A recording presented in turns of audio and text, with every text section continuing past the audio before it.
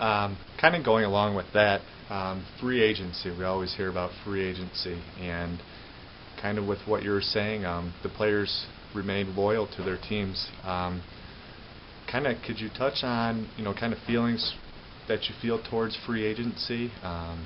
It is. I understand that it is a career for these players, but kind of get your perspective on free agency. Sure. Kind of what I'm talking about there is there's no loyalty anymore from a free agent. He's out for the money, and I understand that too. He's out to make the best money he can. But when I was a kid,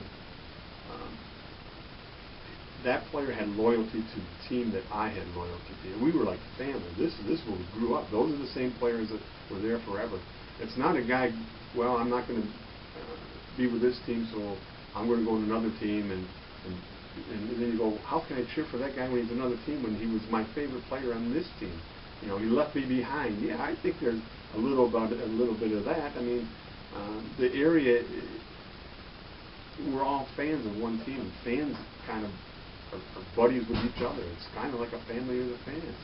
And when someone says, well, I'm moving on, and I'm going to go make money someplace else and play for another team, when that's the guy you cheer for, that's the guy that you were there for, you pay your money down to watch him and be a part, and then you go someplace else to make a little bit better money. Yeah, it kind of hurts, I think. I think that's the fans have kind of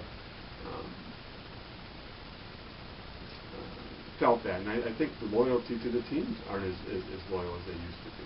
Mm-hmm. Let's talk about stadiums. I know we touched base on it a little bit earlier.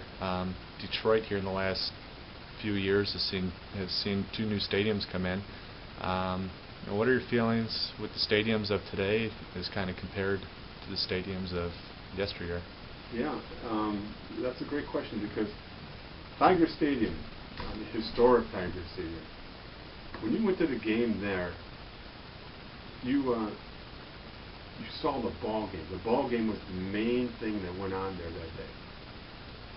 You had an organ player, maybe played "Take Me Out to the Ballpark" and dun dun dun, trying to get the crowd going. But that's all you had is an organ player. But now you go up into a stadium, it's so fast-paced that the game is kind of the second thing that's going on there. You've got commercials on the video board. You got music playing every second of music you can play. I mean, it's constantly trying to get your mind going on something else. And instead of what they were there for is to watch a game. You kind of lost that feeling with these new stadiums. I mean, they get the big screens. You might as well stay home and watch it on TV, because you get the big screen, you're watching it there. Every play you can see over and over and over again.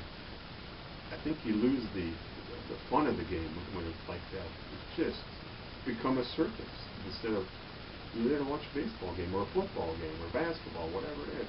It's just so bombarded with stuff. Touch on equipment over the years. I know you've witnessed hockey players and goalies changing throughout the times, and same with football. Kind of touch base on kind of what you've seen through the years, and kind of innovations and inventions that you've found unique, and or things that you feel have kind of taken away from the game. Yeah, no, I think